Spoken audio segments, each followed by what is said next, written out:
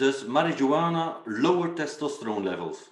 This is the TRT and Hormone Optimization YouTube channel. And if you want to learn all about the science-based information on this topic, consider subscribing, hit that notification bell, and you'll be on your way. So I looked at two studies. One of them I actually sent you earlier to link below. One of them was completely inconclusive and said that they've tested subjects and they didn't specify if it was humans, but I presume that it was, and that they found no correlation between marijuana use and any hormone changes. The one that I had sent you actually suggested, just as I had expected, that the luteinizing hormone or LH plus FSH would be diminished, because we have to consider that marijuana primarily acts in the brain. The gonadotropins of LH and FSH begin in the brain.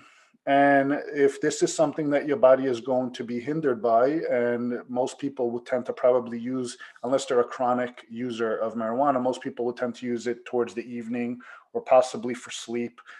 They're probably going to diminish some of the hormonal homeostasis, if you will, during the sleep cycle. So it does make sense that the impact on the pituitary function during your sleep would be impacted by a drug that you are altering your brain state with right before you go to bed. So secondary to reducing gonadotropins, yes, you may wake up tomorrow with a reduced level of testosterone in the morning compared to had you not used it. But we already know this about alcohol and many other medications as well.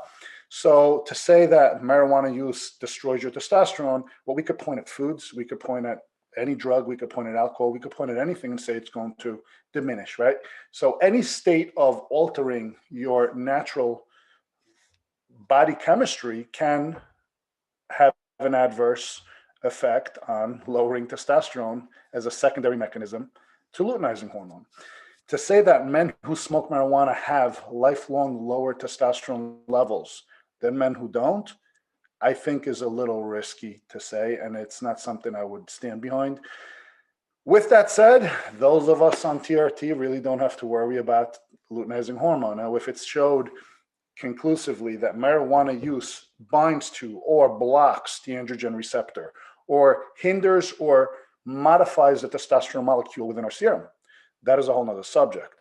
To say it merely lowers luteinizing hormone per the study that we linked, again, it is not a concern for those on replacement therapy because they're not getting their T from luteinizing hormone or endogenous production.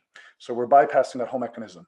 If it helps you sleep, and just to throw this disclaimer out there, if it is legal within your jurisdiction, okay, because we don't promote any use of illicit or illegal compounds, but if it is legal where you are, or you have a medical prescription for it, and it does help you with sleep anxiety and so forth, and you are on replacement therapy, from my research, I do not believe you need to be concerned with your marijuana use affecting your sex hormone levels. So the benefits probably will outweigh the risks associated in your particular case if hormone balance is the main concern.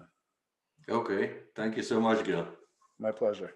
And now give this video a thumbs up and go watch one of these videos to learn a ton more about TRT and hormone optimization.